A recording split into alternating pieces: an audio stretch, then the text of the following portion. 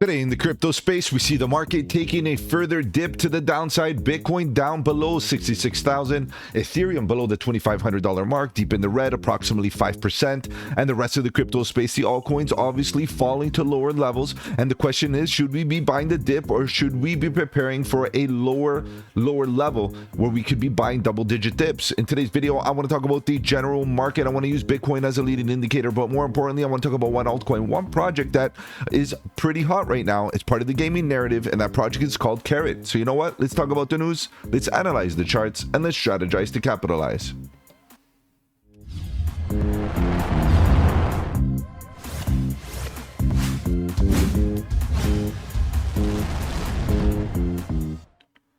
Welcome to the channel. My name is Mike, and let's get right into it, guys. If you're new to the channel, welcome. On the channel, we talk about cryptocurrency, Bitcoin, Ethereum, and all the altcoins. Looking for opportunity, whether we go up or down, bearish or bullish, it doesn't matter. All we want to do is stay one step ahead of the market so that we can capitalize on any of the volatility. And if you appreciate the strategy, subscribe to the channel, click the bell so you don't miss out on any of my future videos, including the live streams at 8 p.m. EST, where we talk about crypto news and price action. Guys, if you have any projects you want me to cover on the channel, feel free to let me know in the comment section below. You can hit me up on the socials. The links are in the description. Better yet, guys, join the Discord. The Discord is where it's at. Lots of good alpha, trade setups, fundamentals, and learning material. The best part is it's absolutely free. All right, guys, let's begin. Let's see what's going on here with the overall market, because I can see that the market cap is falling. You can see clearly that we fell below the 2.4. Now we're down, within the 2.3 region, down approximately 3.7%. Not a good look. Why? Because capital is leaving, and we don't want capital to leave. We want capital to enter. Well, right? We want capital inflow. But at the end of the day, what's interesting to me is that the overall trading volume, it doesn't look strong. You can see that we're in a downtrend, right? As the market cap is falling, the volume is coming down. There's not much market participation more than there was before. So that means that generally speaking, the market is not interested in this dip, but we're still falling. Okay, guys, so just keep that in mind. We want the buyers to basically outperform the sellers at this current moment. We got to get to some sort of horizontal support within the market, and mostly what we want is Bitcoin to show us the way. We want Bitcoin to stop falling. We want Bitcoin to find its support level. Now it's down 2.3%.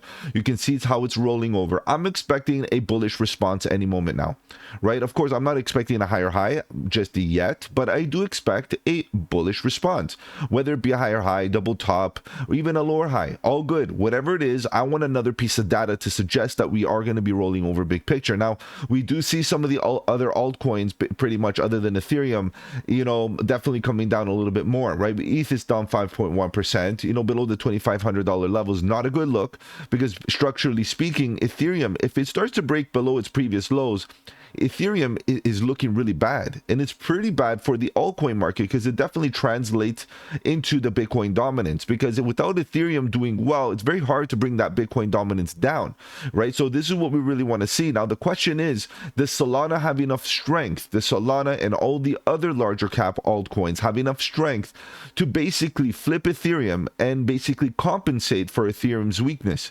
Guys, it's going to take a lot of work, because if you see what Ethereum's market cap at $300 billion, that's quite a bit, and then Solana, pretty much at 80, that's not enough. We need a little bit more, obviously more muscle behind that, more volume behind that, in order for the Bitcoin dominance to fall. But if the top 10, top 20 work in unison, it's very possible. But, if you look at Ethereum, Solana, at the end of the day, Solana is doing good. At least it's holding up. It's actually going up 1% today.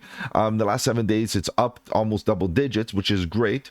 But if you look at the other altcoins, some of them are rolling over. Some of them are going sideways. Dogecoin is actually doing great, considering a meme coin outperforming, some others like Toncoin and Cardano and AVAX, and, the list goes on.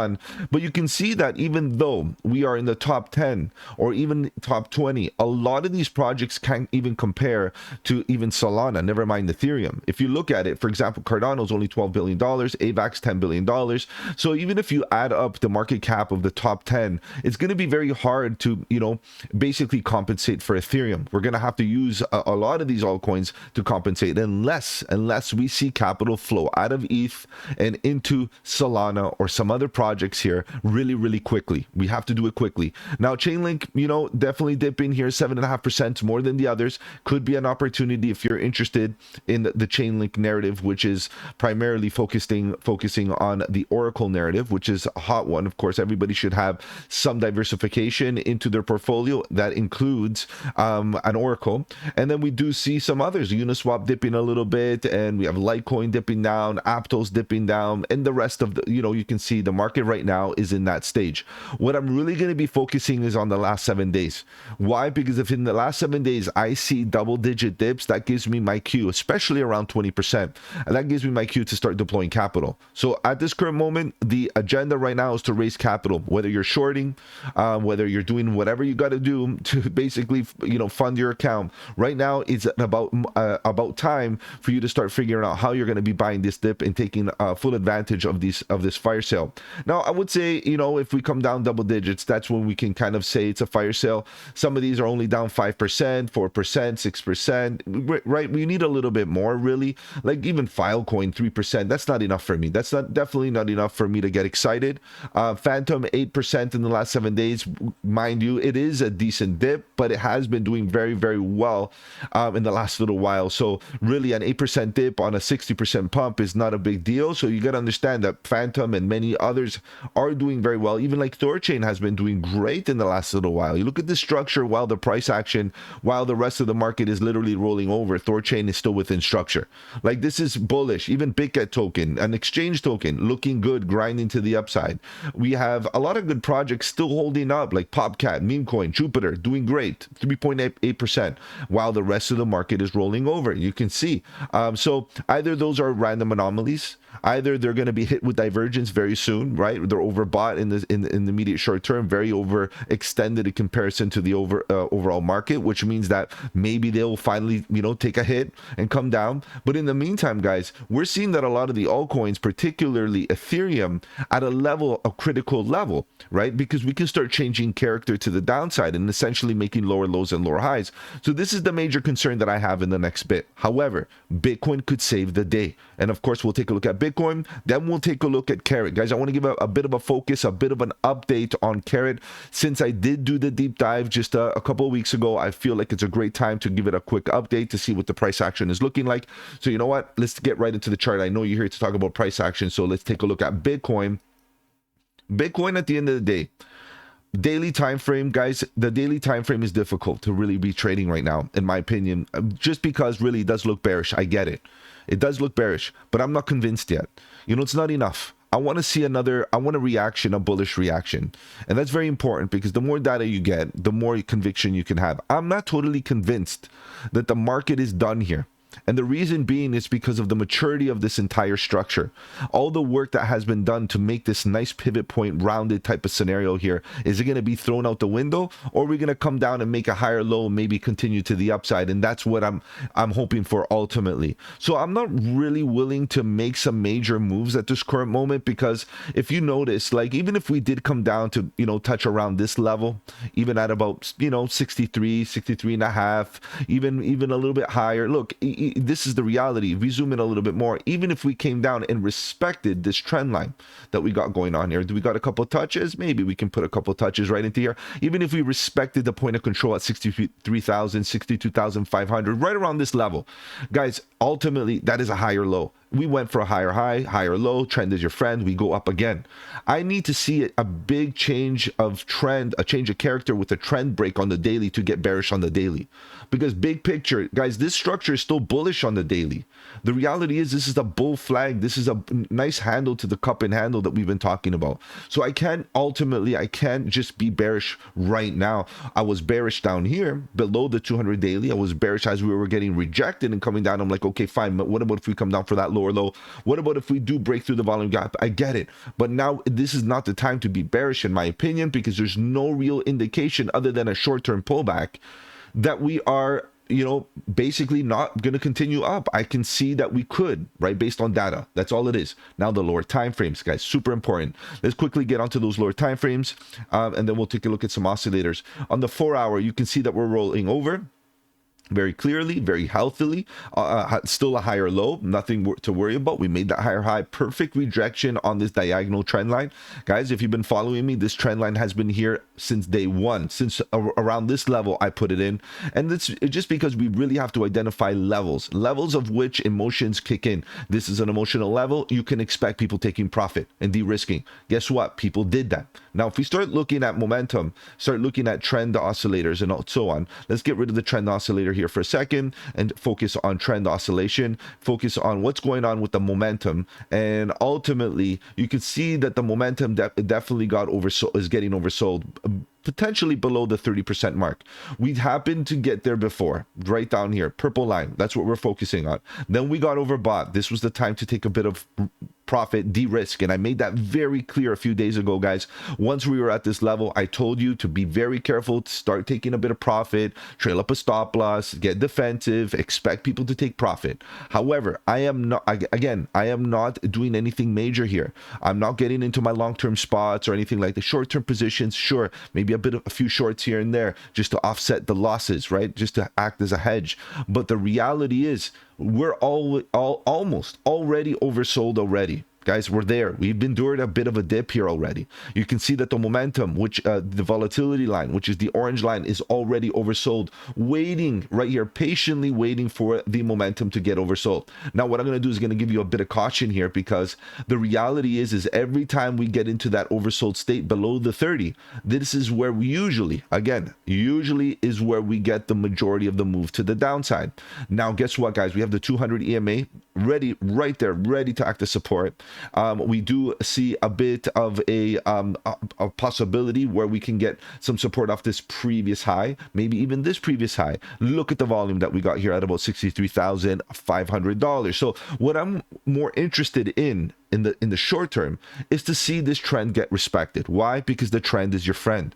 Right? Yeah, we're looking for a pivot point. Yeah, we could be looking for a reversal here. There's no indication of a reversal just yet. So I'm not interested in taking risk by taking too much profit or exiting positions right now that I've built at very good positions of strength, which is much lower levels. Guys, I'm not exiting those positions. So at the end of the day, short-term positions, mid-term positions, long-term positions. Short-term, yeah, scalp in and out, 15-minute, get in with a bit of capital, small bags, do your thing, have some fun. Midterm, for me, right now, they're margin positions, building longs on at great opportunities with a bit of leverage and ensuring to have a lot of margin to endure massive dips if it's going to happen, just so that I can sleep at night. As soon as I see those margin positions deepen some profit, I'll remove the margin and put that capital to work. Long-term spots are literally holds that I'm using to hold for the entire top of the bull run.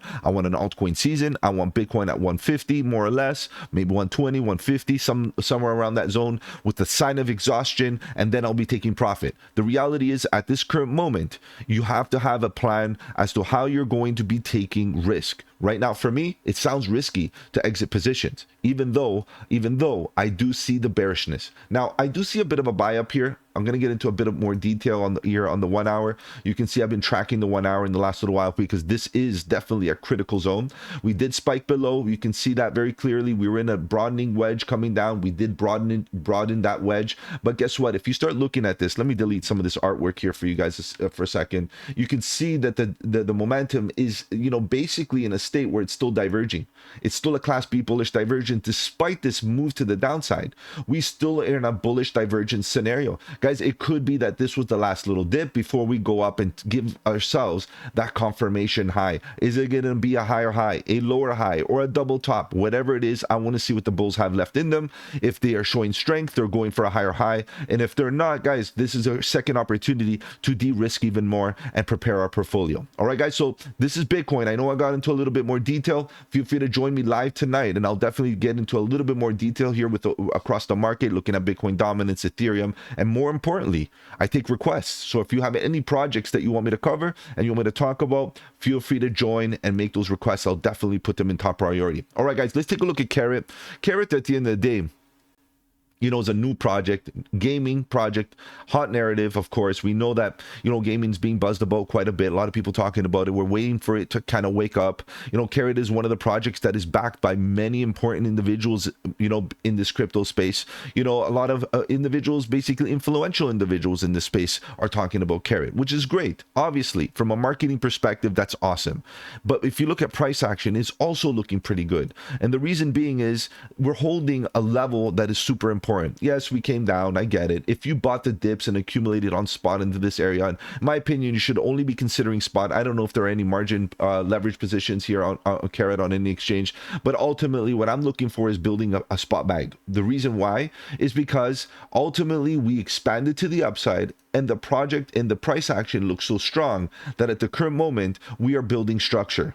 Okay, and you can see here, I have a little bit of a notification for myself here, wait for structure. And the reason being is because if it structures out nicely, it's going to be a continuation pattern. It could be a symmetrical triangle or even a flag for that matter, a bull flag, where we can eventually expect another impulsive move to the upside.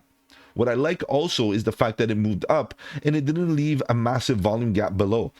And you know that the volume gaps below act as weakness, as weak spots to expect the price action to fall right through. We have a bit of support here, you can see. So ultimately what I'm looking for is structure, and I'm happy to put a stop loss underneath the structure as soon as the structure looks clear, and dabble, keep on buying the dips, accumulating at bottoms. And you can see the price action currently is retracing to the bottom levels again, and keep on dabbling in and understanding if we fall below this bottom, it's not a good look, and we have to anticipate a further correction to test this bottom. And of course, we're hoping that this is not a dead cat bounce where we make a lower low and look for extension levels to the downside. But as of now, we're holding up, so we have no choice but to remain bullish until we break below this low. Until then, DCA, guys, it's not a bad scenario. The project is bullish, the team is actively building. There's updates all the time, and if you haven't played the game, I suggest that you play the My Pet Hooligan game. It's definitely a decent one. I've been taking a look at it in the last little while. It's definitely entertaining, has a lot of good value, and the studio that's behind it is definitely bullish. Okay, so let's take a look at some oscillators real quick. You can see that we got overbought, and as we are coming down from as far as momentum goes, you can see the purple line is definitely diverging. What's happening is the price action is going sideways. It's totally neutralizing negativity, which is a sign of bullishness. So what I want to ask you and ask yourself, what if this is supposed to get oversold? Let's say it does, right? And the price action continues to go sideways. What do you think is going to happen when we start going overbought again?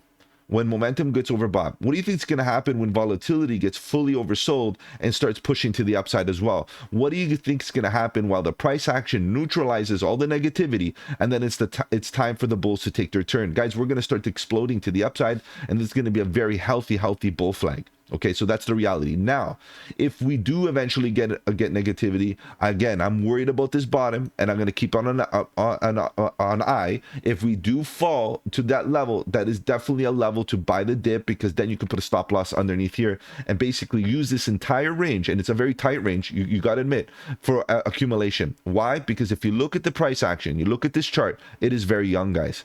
There's not a lot of data here. There's not whatsoever. So what you're really doing is taking a bit of a chance on a really interesting project that is new, that has a hype, has fresh marketing dollars, that has community, and so on. Okay, so that's what you're really doing. And of course, that sounds very risky, but also could be very, very rewarding. So what I'm going to be doing in the next little while is prepare to buy the dip if it gets oversold, have some capital reserve just in case, and ultimately keeping an eye out this bottom. Because even this horizontal line, if we back this and confirm it as support, it would also look super bullish for a nice spring, and it could even bring us a higher high ultimately. So I'm keeping an eye on that. Let's take a look at the trend oscillator here.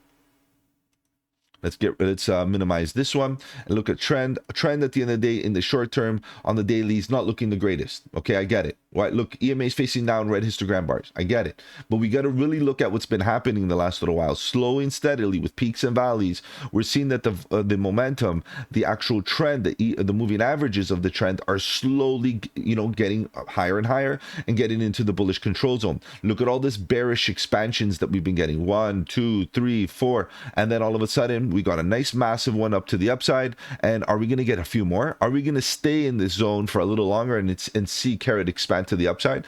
Could be very possible here, guys. Tons of divergences, a lot of good follow through, maybe a bit of a back test for a continuation to the upside. So I'm definitely keeping an eye on it. And again, I'm just going to reiterate, guys, there's not a lot of price action here.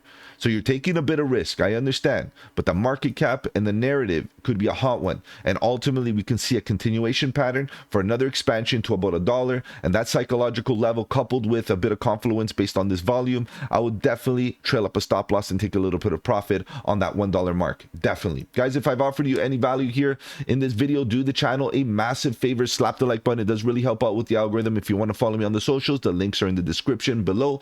Feel free to join the Discord. The Discord is where it's at. Lots of good alpha, trade setups, fundamentals, and learning material. The best part is it's absolutely free. Take care, guys. Have a good one. And don't forget, buy the dip.